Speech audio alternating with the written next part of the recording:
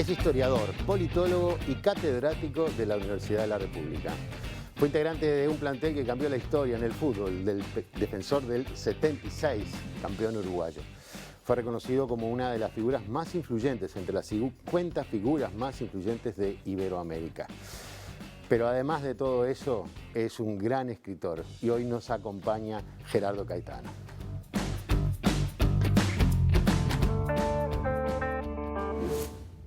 Tenía un historiador amigo extranjero que me decía: los uruguayos han encontrado la forma de ser discutiendo si son. O discutiendo sobre sus orígenes. Bien, podemos discutir sobre nuestros orígenes, pero difícilmente podremos discutir, mucho más en un tiempo como este, que el Uruguay para sobrevivir tiene que repensarse permanentemente. El Uruguay para llegar a tiempo tiene que anticiparse. Me han tentado muchísimo. Me han ofrecido muchísimas cosas. Pero yo ahí tengo una convicción muy clara, muy formada. A mí me gusta analizar la política, pero no ejercerla. Lo mío no es el ejercicio de la política, no me gusta, me aburriría. Gerardo, ¿quién escribe la historia? Eso de que la escriben los vencedores es una frase...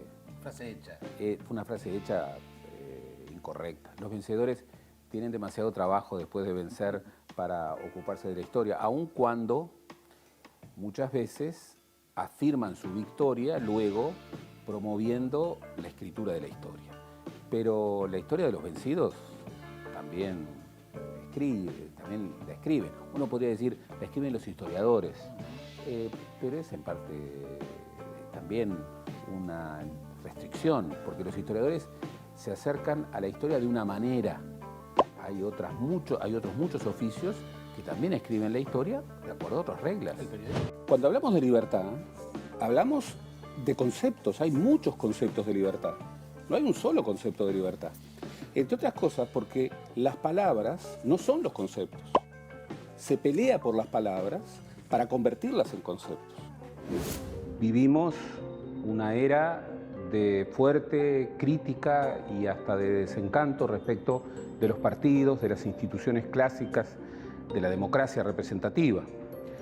En ese contexto, bien, las movilizaciones sociales generan muchas veces lo que podríamos llamar una ciudadanía constante.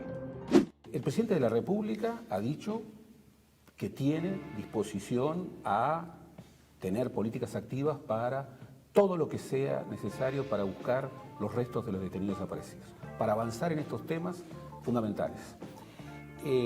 Yo le tomo la palabra, yo le tomo la mejor versión. La mejor versión de otro, entre otras cosas, nos mejora, porque discutir con la peor versión del otro no exige muchos argumentos. Dicen que hay profesiones, oficios, que se son para siempre. El de futbolista es uno de ellos. Por eso yo muchas veces en broma digo que soy futbolista, sigo siendo futbolista. Y quien jugó al fútbol sabe que el fútbol es una metáfora maravillosa de la vida. Y que yo, por ejemplo, en mis clases permanentemente utilizo metáforas futbolísticas para registrar la clave de un proceso, la clave de una coyuntura. Maracaná es uno de nuestros hitos. Y no es la tecla nostálgica. No, es una fecha que tantos países quisieran tener. Mi hijo, que es bastante menor, hijo mayor, también en su mail tiene 1950. Así que es una tradición que transfiere.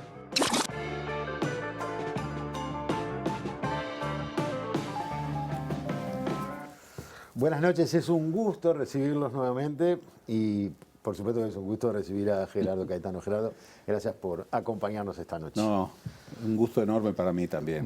Estaba mirando ahí, a veces las presentaciones me disparan para temas, pero antes quiero igual ir un poco a ese Gerardo Caetano que de repente no tenemos muy conocido y es el Gerardo Caetano de la niñez.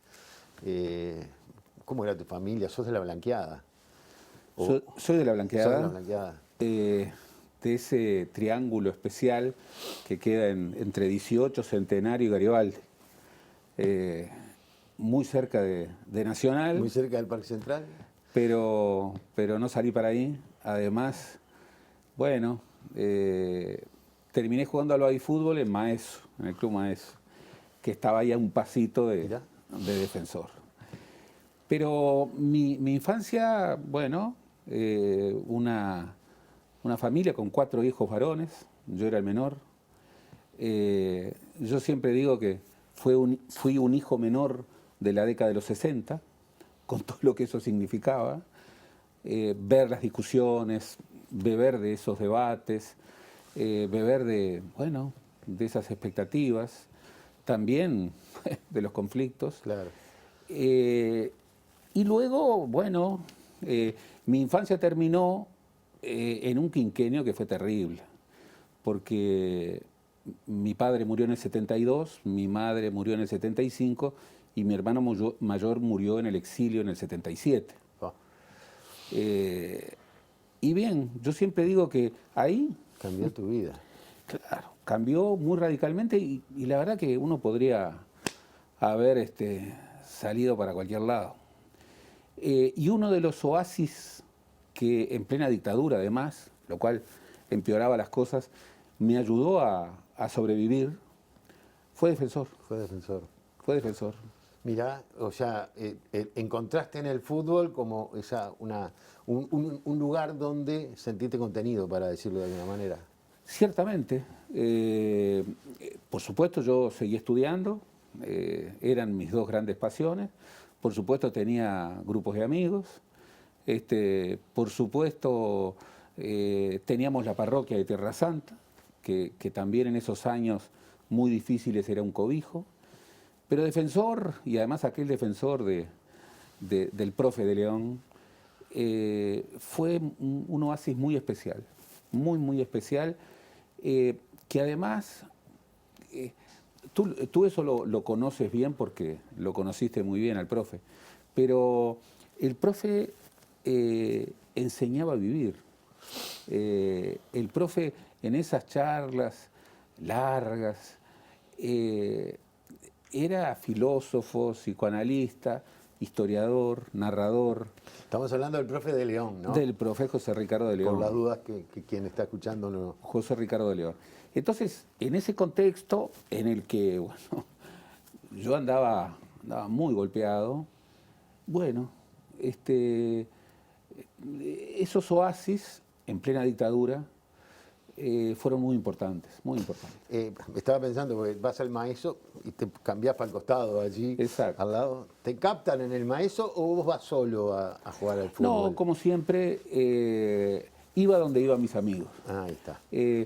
Mis padres, era hijo menor, mi padre me vio solamente una vez jugar al fútbol. Y ya era el final de su vida, pobre. Mi madre nunca me vio. Mirá. Entonces yo iba a los partidos, iba con mis amigos y a veces nos llevaba el padre de uno de ellos. Y bueno, con mis amigos íbamos rotando, íbamos cambiando y cambiábamos de barrio. Me acuerdo que estábamos jugando en Rentistas con un amigo y después, bueno, hubo un lío con mi amigo Fachola, una familia fantástica del barrio de Rentistas, esa ladera del Cerrito, que no es todo el Cerrito porque está la otra ladera, y bien, él se fue a Defensor y yo, por solidaridad, me fui a Defensor. Te fuiste con él. Y bien, fue un viaje por Montevideo, pero también fue un viaje maravilloso. Llegar a Defensor, imagínate, con muy poquitos años y bueno, vivir toda esa... Pero además, bueno, acá estamos viendo algunas imágenes, esta que es importante, o por lo menos es impactante, quienes fueron, tú sos el tercero, ¿no? Sí. Saralegui, Paz, tú... Américo Silva, Mainar, Fleitas y el Hugo de León. O sea, esto es una selección juvenil. La selección juvenil de 1977, que salimos campeones en Caracas, Venezuela, y salimos cuartos en lo que vino a ser el primer mundial, por entonces era sub-18, el primer mundial juvenil, que se jugó en Túnez. En Túnez. Claro, me acuerdo perfectamente. Una experiencia realmente impresionante. Podríamos haber ganado. Dirigía Raúl Bentancur. En el sudamericano el preparador físico era nada menos que un jovencito que se llamaba Esteban Gesto. Claro, claro, la dupla aquella Bentancur-Gesto que fue muy reconocida en su momento, ¿no? Por supuesto. Gesto después, entre el sudamericano y el mundial se fue y vino Chatquiján. Y bueno, fue una experiencia impresionante con Raúl Bentancur, que era otro señor fantástico, maravilloso, tan recto, O sea, eras un buen jugador de fútbol. Sí, sí. Y no, digo, para jugar, más allá de que jugaste en la selección uruguaya, en tu generación, pero jugaste en la selección uruguaya. Sí, me da cierta cosa hablar de mí. Decir pero, que vos, pero bueno, todavía alguno se acuerda. Mirá, eras un puntero. Bueno, a mí me gustaba jugar de centro delantero. De centro delantero. Y me acuerdo perfectamente que el profe de León, en el 76, me quiso poner de puntero. Y a mí jugar de puntero no me gustaba el gol. Y un día lo voy a buscar después de la práctica y él estaba dado vuelta. Y cuando lo voy a ver, se da vuelta y me dice, ya sé lo que me vas a decir, que querés jugar de centro delantero. Pero ¿sabes una cosa? Los grandes centrodelanteros, por ejemplo Míguez, empezaron de puntero. Y yo te necesito de puntero. Pero bueno, después porfié y jugué de centrodelantero. Yo no era muy alto, pero era muy rápido, muy rápido. Y bien, tenía mucha pasión por el fútbol. Y también tenía mucha pasión por la historia. Y yo en ese momento sentí, y sigo sintiendo, que hay pasiones que sentís con tanta profundidad que son irreconciliables. Y me apena decirlo, porque no me gusta que los futbolistas no estudien, que no hagan otra cosa. Pero en verdad yo sentí en determinado momento que si quería hacer una cosa bien como la quería hacer, no podía hacer la otra. Y bien, opté por el estudio. Hay un tema que es muy interesante ese, ¿no? Porque aún yo siento, capaz que yo estoy equivocado, pero yo sigo sintiendo que aún no hay una comprensión del esfuerzo que implica para un joven jugar al fútbol. Por supuesto. Y entonces el sistema educativo no se ocupa de resolverle el problema. Así como en el fútbol estaba aquella vieja frase, bueno, si querés jugar al fútbol, si querés estudiar, estudiá, y si no, juega al fútbol. Claro. El sistema educativo dice lo mismo. Si querés jugar al fútbol, juega al fútbol. No es mi problema. Y sí es mi problema. Por supuesto. Mirá, hay historias allí impresionantes. Eduardo Dogliani, uno de los traumatólogos más importantes del Uruguay. Bueno, era un excelente jugador de fútbol. Y en Nacional, él en los entrenamientos, en los céspedes, cuando entre la mañana y la tarde, estudiaba. Un día lo vio Cubilla, que era el técnico de primera, y le dijo, ¿qué estás haciendo? Y Luis, estoy estudiando. Ah, no. Ah, no. Vos tenés que optar. O jugás al fútbol o te dedicás a la cosa. Entonces creyó que era una broma. Y luego le dijo, mira, no es broma. Jugás al fútbol no sé cuánto. Agarró todo y se fue. Y eso ocurre. Yo, por ejemplo, me acuerdo en Defensor, yo me tenía que encerrar en el cuarto cuando la concentración se hacía en el propio Francini, con camas cuchetas, durmiendo 6 en una pieza, cortita. Y yo para estudiar me tenía que encerrar. Y yo usaba lentes. Y no se podía saber que yo usaba lentes. Porque si usaba lentes, no podía jugar al fútbol. Ahora me divierte mucho ver a deportistas de cualquier deporte que usan lentes. Usan lentes, claro. Sin problema. Pero eso es muy importante, porque yo vi que, por ejemplo, en Defensor y en otros equipos, se preocuparon por eso. Se preocuparon porque el futbolista también pudiera hacer alguna otra cosa. Pero finalmente el fútbol, la del fútbol es una profesión muy intensa, muy corta, y a los 35, 36, 37 años de pronto, Se acabó. ¿a dónde se fue la multitud? La canción de Garrincha. Qué bueno, sí. Y es muy impresionante porque siempre me acuerdo que Sócrates decía lo mismo, que al futbolista no se lo prepara. Estás hablando del jugador. Es claro. No se lo prepara para el después del fútbol. Y eso es todo un tema, todo un tema. Lo mismo que no hay una educación deportiva que facilite el deporte profesional, el deporte fuerte, a alguien que quiere estudiar. Claro, por eso. Es como una aventura que la tenés que lograr con un esfuerzo gigantesco o haciendo opciones que son de tomar por un camino y dejar el otro. Yo lo sentí así. Hablando de fútbol y estudio, fuiste a los Maristas. Fui a los Maristas. Pero los Maristas de 8 de octubre. De 8 de octubre. Los Maristas de 8 de octubre. A una cuadra de mi casa. Y ahí jugaban al fútbol. Era Todo un el colegio tiempo. muy futbolero. Todo el tiempo. Todo el tiempo. Tiraban una pelota, en los recreos tiraban una pelota y jugábamos una multitud contra otra multitud. Y ahí era fantástico. El profe de León siempre decía, no, hay que jugar así. Todos atrás de la pelota, todos atrás de la pelota. Y ahí empezaba su Con la teoría de la filosofía y su presión. teoría y la zona a la pelota. Pero no, los chiquilines tienen razón. Y ahí, en el recreo, en un gran patio, si le pegabas una vez en media hora, Estaba feliz. Estaba feliz, porque jugaban 200. Recibías más patadas que pases. Por supuesto, 200. Pero ahí, en los Maristas, había dos cosas. Tenías que sacar buenas notas. Ir a misa. Ir a misa, sí. Ah, bueno. Esa era la tercera, pero te diría que las dos más importantes eran, tenías que andar bien en su estudio y andar bien en el deporte. Ah, mirá. Por lo menos tenías que, en una de las dos, andar bien. Si no andabas bien en ninguna de las dos, la cosa se complicaba.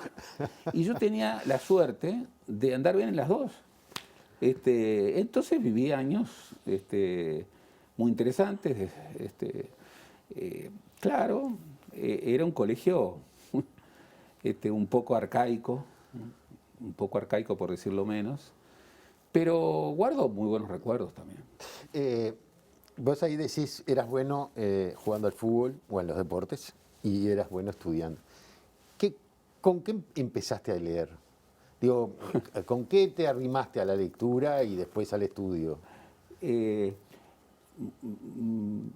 Mis hermanos me dicen que se sorprendieron mucho cuando yo a la hora de la siesta, que era el menor, no me dejaban jugar al fútbol. Entonces tenía que estar allí en un lugar y sin hacer ruido, en silencio. Obviamente. Y entonces yo leía el diccionario. El diccionario. Aquel diccionario grueso de Larousse. Y leía el diccionario. Y leía todo lo que se me pasara por ahí cerca. Mi padre se dio cuenta. Y se dio cuenta también de mi pasión por el fútbol. Y entonces me traía revistas de los deportes. Claro. Aquella famosa. Y entonces me veía leyendo. Y un día me dijo, vos vas a ser como el Quijote, que de tanto leer novelas de caballería se hizo caballero.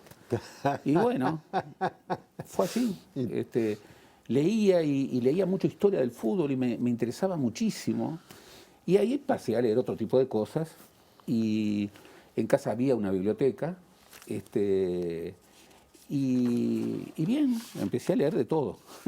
Yo siempre me pongo a pensar ahí, vos sos un lector, sos un hombre que le gusta el fútbol, y hay un punto en que tenés que tomar una decisión sobre, digo, antes, no sé, supongo que fue antes de tomar la decisión si querías seguir jugando al fútbol o no, tomás una decisión de qué querés estudiar.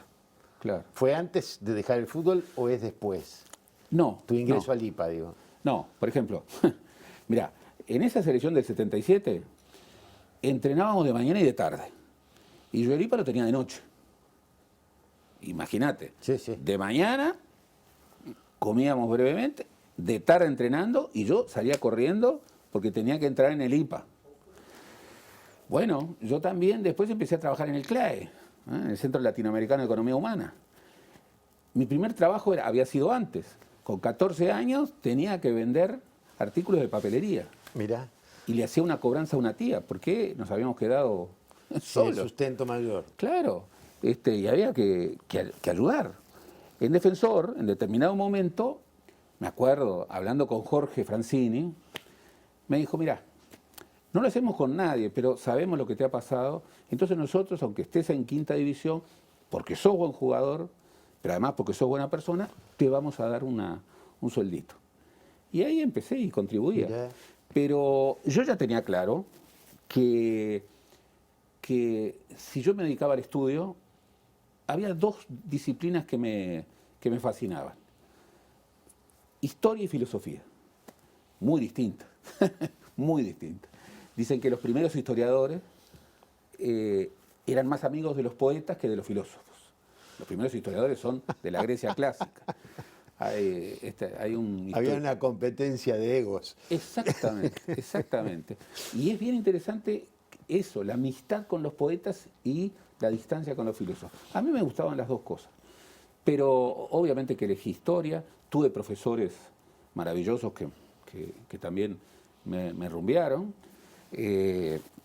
aún en los años de la dictadura en donde habían hecho estragos. En el IPA pude tener a Pibel Devoto, que era un gigante, aún con todos sus problemas, era un gigante, y tuve otro profesor maravilloso que era Rogelio Brito, que era un profesor que daba antropología, daba historia moderna e historia precolombina, pero con antropología, con biología, era una cabeza realmente extraordinaria. Después habían otros profesores que, bueno, más vale olvidarlos. Aquellos años fueron muy duros, muy duros. Me marcaron mucho, muchísimo. Si yo tengo que contar la historia de mi vida, no puedo saltearme la dictadura. Claro. No puedo saltearme la dictadura. ¿Te parece bien que hablemos enseguida del tema de la dictadura? Claro que sí. Pero antes quiero que me digas, porque cuando tomaste la decisión de estudiar, ¿dejaste el fútbol porque te lesionaste? ¿Porque dijiste, bueno, está? Bueno, yo había tenido un problema, que es a los 17 años tuve rotura de ligamentos cruzados de la rodilla derecha. En aquella época no se operaba, Claro. no había artroscopía. Era una lesión de fin de carrera. En Defensor se había empezado a hacer una estrategia que era completamente novedosa, que era fortalecer La musculación. la musculación y ahí resistías. Lo hizo José Gervasio, Claro. José Gervasio Gómez, por ejemplo.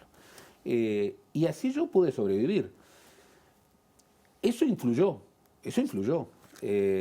Pero también influía, bueno, el ver que o tomaba un camino o tomaba otro. Claro. Y bien, de alguna manera mi pasión mayor era el estudio. Siempre me dicen, los miles de dólares que perdiste. No era como hoy, no era como hoy. Pero,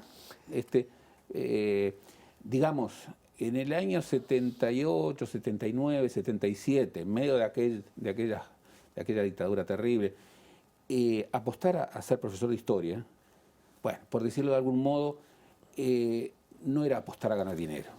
Aguantamos un segundito porque ya vas a entrar en un tema que quiero seguir. Hacemos una pausa y seguimos conversando con Gerardo Caetano. Bueno, nos va a llevar más de una charla esto, me parece. Ya seguimos.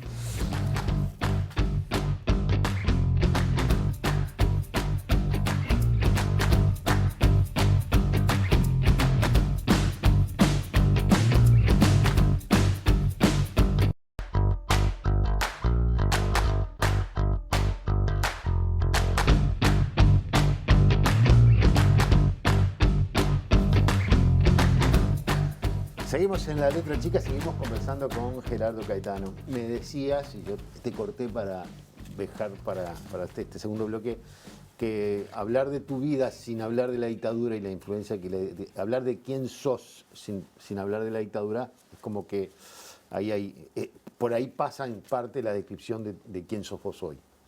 Sin lugar a dudas. Y mirá que yo entiendo que, por ejemplo, mis hijos es otra cosa. Es decir, aun cuando tú lo transmitís, Sí, sí. y es bueno pasar los recuerdos, las memorias, las historias, pero es otra cosa. Y cada generación tiene su vivencia, pero mi generación, esos 11 años de dictadura, 11, 12 años de dictadura, fue tremendo, fue tremendo. Y en mi caso coincidió con momentos muy, muy difíciles de mi vida. Y entonces la recuperación democrática, digamos, el vivir en democracia, era realmente una utopía.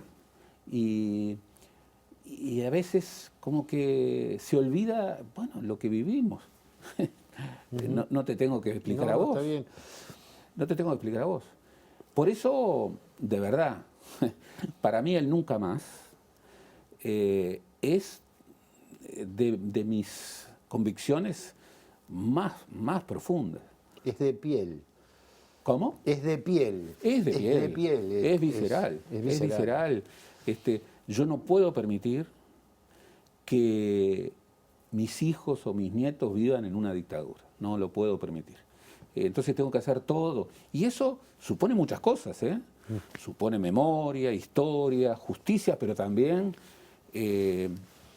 aceptar al otro, tolerancia, inscribir todos los debates en una plataforma común, hablar con la mejor versión del otro, preocuparte por la libertad, sobre todo de aquel que piensa distinto a vos, y siempre apostar a la mejor versión, porque ahí se pasaba. Sí, me gustó mucho esa frase, ¿no? Porque te hace crecer a vos. Claro, si yo, generalmente ahora, hoy la cuestión de las redes, los relatos, ¿qué hacen los relatos? Bueno, los relatos construyen antinomias en donde la argumentación se fue, no tiene que ver con el contenido, no te interesa el contenido. Yo a veces los veo, ni se escuchan.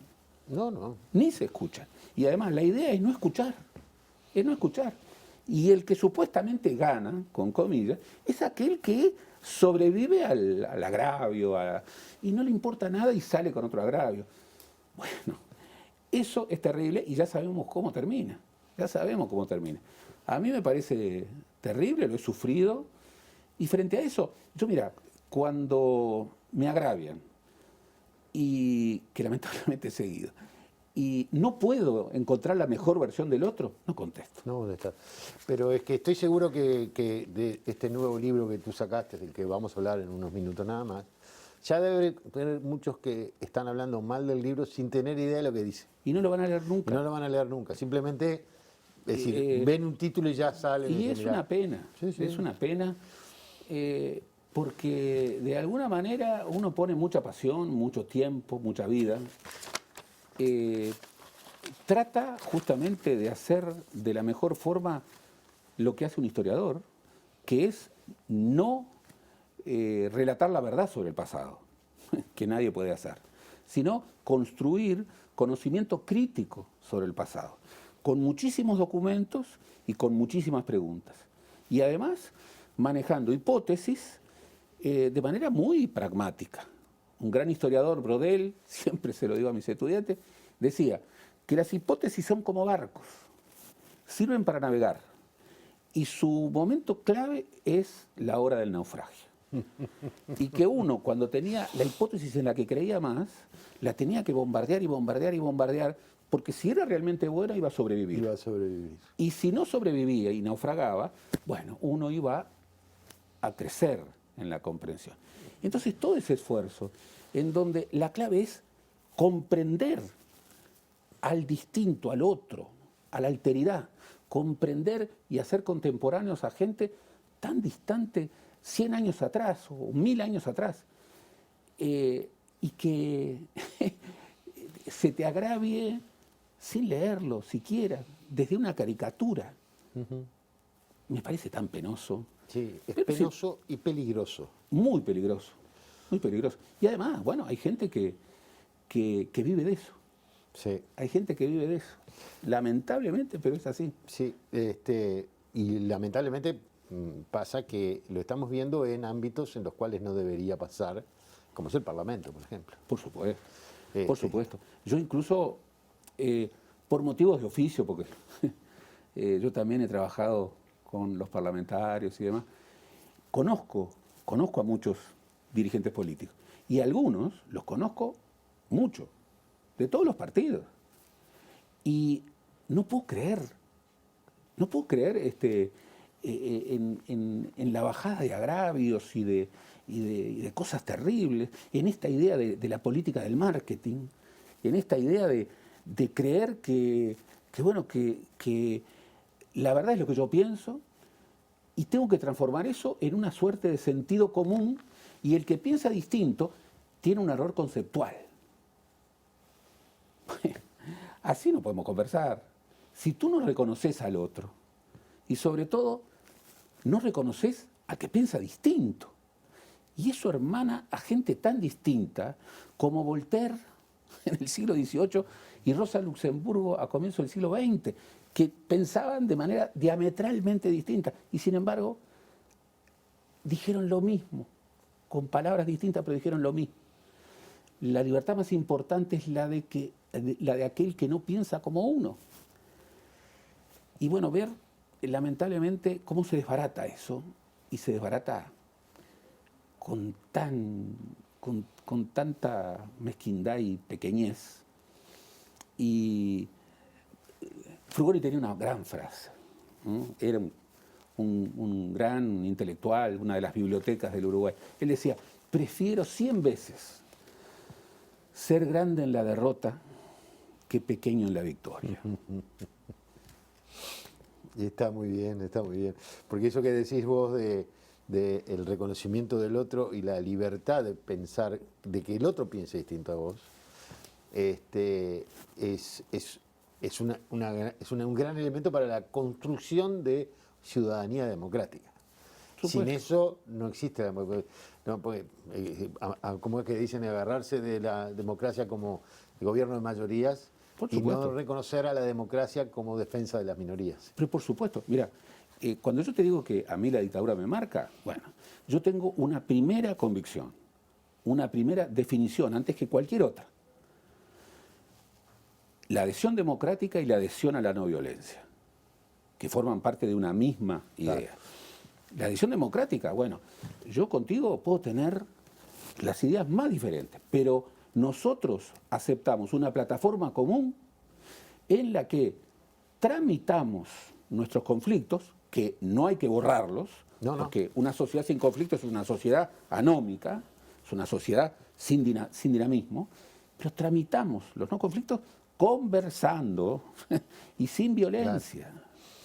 Eso, bueno, es lo contrario a una dictadura. Por eso, haber vivido una dictadura te genera ciertos imperativos absolutos. Sí, a mí me da la sensación como que el haber atravesado una dictadura, y es difícil de transmitirlo, como tú decías hoy, porque uno lo transmite, pero hay cosas que la experiencia es la única que te va a dar, ¿no? Es como decirle: no hagas esto, y sabes que en realidad lo va a dejar de hacer cuando lo haga y le pase algo, o le vaya mal. Pero es una lucha que lamentablemente tengo la sensación de que se ha partidizado. Lamentablemente. Y además, bueno, la culpa no la tiene el instrumento. No, claro. ¿Esto qué quiere decir? Hay muchos que plantean el tema de las redes, pero las redes hacen, algo terrible. La teoría de Goebbels era: una mentira dicha 1000 veces se convierte en una verdad. Claro. Con las redes, la inteligencia artificial, el Big Data, tú podés repetir una mentira N millones de veces. Entonces, lo que está en juego es mucho más. Es mucho mayor y a nivel mucho más macro. Por eso, bien, no hay que ser pesimista, pero hay que ser, hay que tener pocos mástiles, pero estar aferrado de ellos, muy aferrado de ellos. Y uno de ellos es, sin lugar a dudas, la convivencia democrática. Poner en juego eso, jugar a la polarización, no tender puentes en medio de una pandemia, no sentir que la pobreza de otro es mi pobreza, que la falta de libertad de otro es mi falta de libertad, no sentir esa cuestión de solidaridad básica. Y además, a mí, te juro, a mí no me gusta el poder. No me gusta el poder, no me gusta mandar. No me gusta mandar, me aburre. No me gusta mandar. Entonces cuando veo esa fascinación que cambia a las personas justamente por el ejercicio del poder, te juro que me genera una gran tristeza. Algo además tan limitado, porque Claro. es limitado en el tiempo, Sí, por supuesto. limitado en nuestra vida, es decir, no nos llevamos el poder. Pero por supuesto. Entonces uno a veces, y las maldades, ¿no? Claro. No, bueno, no me quiero meter, porque si nos extendemos en esto, nos vamos a perder de hablar del libro. Pero es un tema... Pero no, claro, digo, yo pensaba, ¿no? Digo, las maldades, cuando uno ve lo que fue Ortega y lo que es Ortega, Bueno, ¿no? Entonces, vos decís, pensar que yo lo admiré y fui a 18 de julio a recibirlo al Victoria Plaza cuando vino. el 1 de marzo de 1985. Exactamente. ¿Ah? ¿Ah? Bueno, y hoy es este hombre y vos decís, es incalificable. incalificable. Incalificable. Y O ese sea, es el poder. tiene que ser el objeto de un repudio absoluto, precisamente, porque no solamente es una traición a su pueblo, a su gente, es una traición a su vida. Exactamente. Y bueno, ante eso hay que ser muy decidido. No es unos y otros, no es que, mira, los dictadores son los que están acá y estos otros no, están todos iguales. Están en la dictadura del proletariado. No. Dictadura es aquello de Jaime Pérez, cuando estaban las discusiones, si a ver, no, pero Lenin y la dictadura del proletariado, y Jaime Pérez, hijo de obrero, con una prisión terrible, agarró y dijo, no, dictadura Ninguno. nunca, de nadie, ni del proletariado, ni de los sabios, de nadie. Y de pronto, los grandes teóricos y demás dijeron, Jaime tiene razón, dictadura de nadie. Pero eso es como que hay que repetirlo porque cada tanto se olvidan. Hacemos una pausa y hablamos de tu libro enseguida. Seguimos conversando con Gerardo Caetano, por lo menos para mí, interesantísimo. Derivamos para temas que no teníamos ni idea que íbamos a ir. Ya seguimos.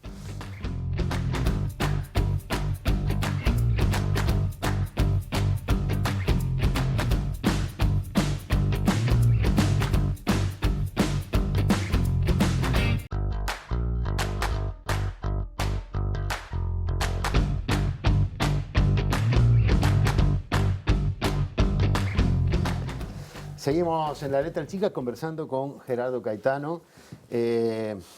Acabas de presentar un libro, no lo has presentado. Se editó un libro. Acaba de estar en librería. Acaba de estar en librería, estamos hablando del liberalismo conservador. Está desde el lunes 26. El libro que ya lo tenemos ahí en la pantalla, con imágenes importantes de figuras muy importantes de ese periodo del cual tú hablas en el libro, que como que tomás distintas partes, de alguna manera se van conectando entre sí, por lo que leí muy poquito, como te comenté, no tuve la posibilidad de extenderme demasiado, pero Mira, hay un elemento que me parece muy interesante y es, vos recién decías el tema de lo que había significado vivir en dictadura y la importancia que tiene transmitir hacia adelante. Y de alguna manera esta ida tuya al pasado, que es un pasado reciente en realidad, ¿no? Claro. De la construcción de las distintas corrientes ideológicas, ayuda a comprender en lo que estamos. Sin lugar a dudas, sin lugar a dudas. En este caso, todos los historiadores tenemos un periodo privilegiado. Yo he trabajado sobre muchos periodos, sobre muchos temas, pero hay un periodo que cada uno privilegia. Bueno, yo he privilegiado, y no es casual, ese periodo que va desde fin del siglo XIX, 1890, hasta la década de los 30 del siglo XX. ¿Por qué? Bueno, porque en ese momento se construye, no para siempre, pero se construye algunos ejes fundamentales de la cultura democrática uruguaya. Y bien, yo creo que hay dos grandes familias ideológicas que debaten en ese tiempo. Una es la familia republicana, el republicanismo solidarista. Ojo, la solidaridad es un valor que cruza a toda la sociedad. No puede estar solamente en un grupo. Pero en aquel momento, solidaridad era la traducción de fraternidad. Se hablaba de la Revolución Francesa. Y la fraternidad era un valor que los republicanos reivindicaban mucho. Entonces, fraternidad, solidaridad. Mientras que la otra familia ideológica era la familia liberal. Fundamentalmente los liberales conservadores, a pesar de que liberales había de todo. Había liberales conservadores, pero también había liberales progresistas y aún liberales izquierdistas, como así se autodenominaban. Por ejemplo, los georgistas, que incorporaban todo el tema del impuesto a la tierra, el impuesto progresivo y demás. En el primer libro de la serie, La República Conservadora, yo ilustré la familia republicana, cuyo líder, no su integrante excluyente, pero su líder histórico fue Valle y Ordóñez. Ahora estoy estudiando las genealogías de la otra familia, de la familia de los liberales conservadores. Y ahí en la tapa del libro, bueno, están tres figuras claves en esa visión. Cuando se funda la Federación Rural, que se funda contra el vallismo, se funda en diciembre de 1915, bien, el presidente era este señor que está allí, José Irureta Goyena, un genio, tal vez el jurista más brillante de la historia del Uruguay. Construyó el Código Penal del 34, claro, en un momento tremendo, con la referencia del Código Rocco, que era el código fascista, y sin embargo es un código extraordinario, un gran jurista y al mismo tiempo un hombre de empresa, que era el paradigma radical del liberalismo conservador. Él decía, no importa que uno tenga una vaca y el otro 50.000, lo que importa es que tengamos vacas. La abeja es capitalista, el zángano es comunista. Bien, tenía las cosas claras. Después estaba este hombre que está aquí, una de las figuras, la figura histórica más importante de la historia del Partido Nacional, por lo menos en el siglo XX, porque es el hombre que empezó dando un discurso en 1892, cuando tenía 18, 19 años, por Leandro Alem, que era el fundador de la Unión Cívica Radical Argentina, sí. Y terminó muriendo en abril del 59, o sea, atravesó, estuvo en las revoluciones de Mauser y de Lanza, y llegó a la era atómica, o sea, cruzó todo. Él, en ese primer momento, él construye lo que es la matriz ideológica prevaleciente, salvo el periodo de liderazgo de Wilson Ferreira, que generó otro partido nacional y que fue corto porque no sobrevivió a su muerte, ese periodo entre el 71 y el 88, toda la otra historia del Partido Nacional es herrerista. Sí. ¿Y el herrerismo qué es? Bueno, ese es lo que Herrera construyó en el primer herrerismo, el herrerismo de la Revolución Francesa y Sudamérica, que es Burke, Stein, es la visión conservadora de la Revolución Francesa, es la negación de la matriz francesa y la reivindicación de la matriz anglosajona, es la reivindicación del mercado, es la visión antiestatal, es la visión antigualitarista, es, digamos, el reconocimiento de que una sociedad es dinámica cuando el individuo tiene libertad de empresa sobre todo. Bien, a esa visión liberal conservadora, desde la que, ojo, la publica en París en 1910, ya hablaba del jacobinismo uruguayo. ¿Quién era el jacobinismo uruguayo? Valle. El vallismo. Luego, en 1912, publica El Uruguay Internacional, su visión de realismo nacionalista. que era una visión, digamos, absolutamente constructora de lo que ha sido la política exterior uruguaya, pero en donde él veía, él decía, América Latina tiene el problema de que ha copiado la Revolución Francesa y hemos perdido incluso lo que en algún momento pudo ser bueno, que eran los andadores autoritarios, mirá, los andadores monárquicos. Bien. Y del otro lado, y la tercera idea, ruralismo conservador. La estancia es el escudo de la civilización y hay que preservarla de las locuras ácratas y de las verbas socializantes. ¿De quién estaba hablando? Del vallismo. Y este tercero es nada menos que Pedro Manini Ríos. Pedro Manini Ríos, que era, bueno, había nacido en 1879, fue fundador del Club Nacional de Fútbol y primer presidente honorario del Club Nacional de Fútbol, pero fue un hombre brillantísimo, abogado, pero desde muy joven era el principal operador de Valle Ordóñez, junto con Domingo Arena. Todos decían que era el niño mimado. Y todos, cuando lo hizo ministro del Interior, que antes era el Ministerio Político, claro, en su segunda presidencia, dijeron, este es el delfín. Y de pronto, Pedro Manini Ríos, que entonces tenía 31 años, 32 años, en 1913, año terrible para la vida de Valle Ordóñez, en enero se muere la luz de sus ojos, que era su hija Ana Amalia. En marzo, Manini se queda con la mayoría del Senado, el bloque de los 11 senadores. Y luego viene una crisis económico-financiera. En ese momento, Pedro Manini funda lo que sería, bueno, la primera escisión del vallismo. Cuando se funda la Federación Rural, el presidente es José Irureta Goyena. El primer vicepresidente es Pedro Manini Ríos. El segundo vicepresidente es Luis Alberto de Herrera. Bueno, esa troika era fuerte. ¿Y qué era lo que los coaligaba? Bueno, el terror al vallismo. El vallismo era el jacobinismo uruguayo, de acuerdo a Herrera, era el socialismo de Mandarines, de acuerdo a Carlos Reiles, era, Irureta Goyena decía, es el inquietismo, que es peor que el socialismo. ¿Por qué? Porque es la inquietud, es remarca a contrapelo. Los socialistas buscan una quimera, pero si llegan, se quedan ahí. El inquietismo es avanzar. Seguir sin parar. Seguir, es la reforma permanente. Los diplomáticos radicados en Montevideo decían que era anarquizante, que era un extremista. Bueno, era el otro, era el enemigo.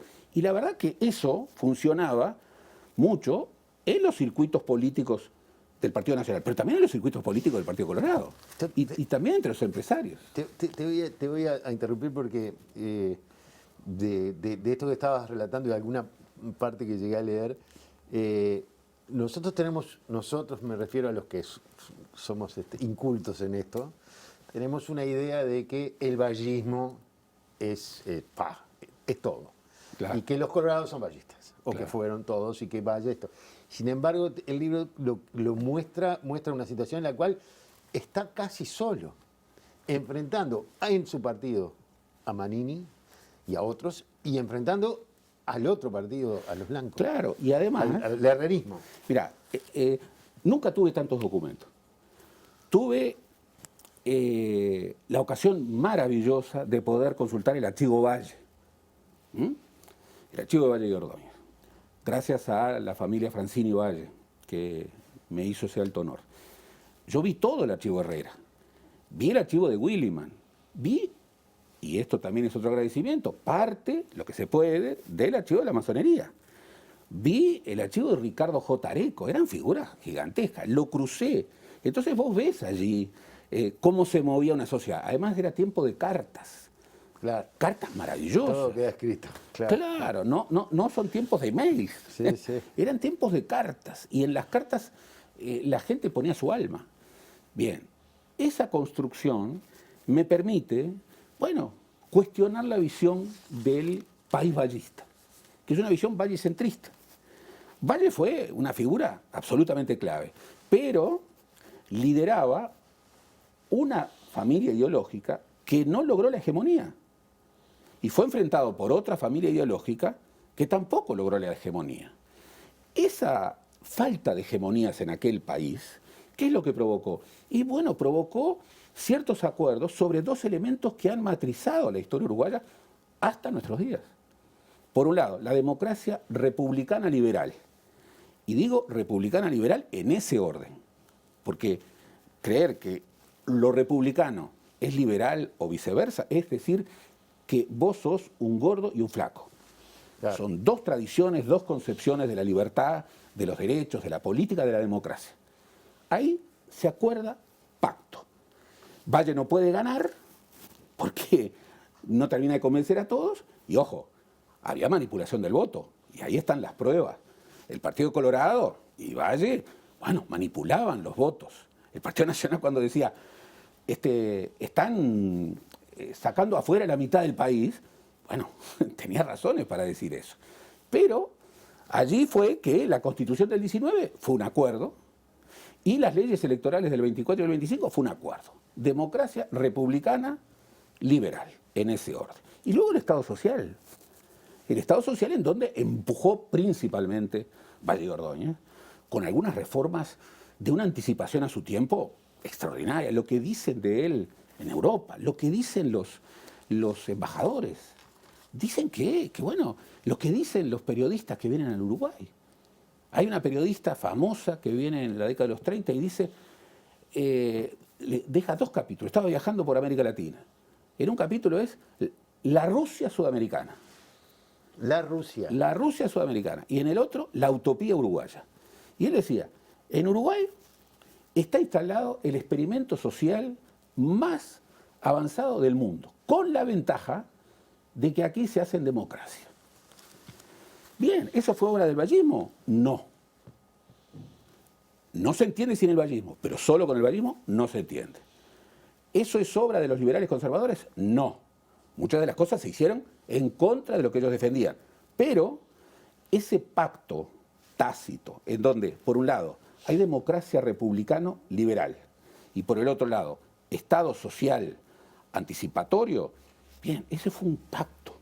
Y fue una matriz que ha perdurado hasta nosotros. Claro. Es increíble ver, vos imagínate, te vas 100 años para atrás y te encontrás con Pedro Manini Ríos, el abuelo del líder de Cabildo Abierto.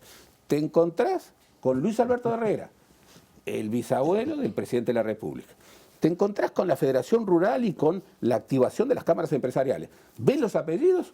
Son prácticamente los mismos de hoy. Y las ideas, muchas veces también. ¿Por qué? Aquella era una época ideológica. La gente debatía ideas. Hoy, muchos dicen, no, esto es una época post-ideológica. Claro. Pero acá hay ideologías en juego y tienen mucho que ver con aquellas. No, te quería mostrar porque tenemos una imagen de una nota que salió hoy en Búsqueda y que habla precisamente de lo que estamos hablando. Bueno, está haciendo una referencia al libro, ¿no? Claro. Y me queda, y sobre lo que vos me decías, es decir, ¿se sostienen hoy esas dos familias ideológicas? La izquierda, digo, porque de esa lucha que tenemos, o que vos ahí planteás entre el liberalismo conservador, etcétera, hay como, en un momento hay una ruptura en la hegemonía de esos dos partidos, ¿no? Claro. Con un partido nuevo. Claro. Ese partido nuevo, ¿en qué juega en esta relación entre el liberalismo, el republicanismo? A ver. Te quiero poner un aprieto, porque capaz que todavía no hay ningún aprieto. No hay ningún aprieto. Eso pasó hace 100 años. No me gusta. El anacronismo es el peor pecado para los historiadores. Pero el pasado es inspiración. Y cuando tú ves ese espejo en donde confrontaban el republicanismo y el liberalismo, el republicanismo de perfil solidaristas y el liberalismo conservador, bueno, es un espejo que interpela el presente. Claro, tú no puedes decir, bueno, el vallismo de entonces está acá. No puedes decir, lo que era Pedro Manini está acá. No, no podés decir. Pero ese debate ideológico, y lo que pensaban, y las tensiones que habían, y los intereses que estaban en juego, bueno, es un espejo inspirador. Pasaron 100 años, es un país completamente distinto, es un mundo completamente distinto. Ahora, la historia no sirve para entender el presente. No hay que trasladar mecánicamente el presente. Incluso los conceptos querían decir otras cosas, pero es un espejo interpelante.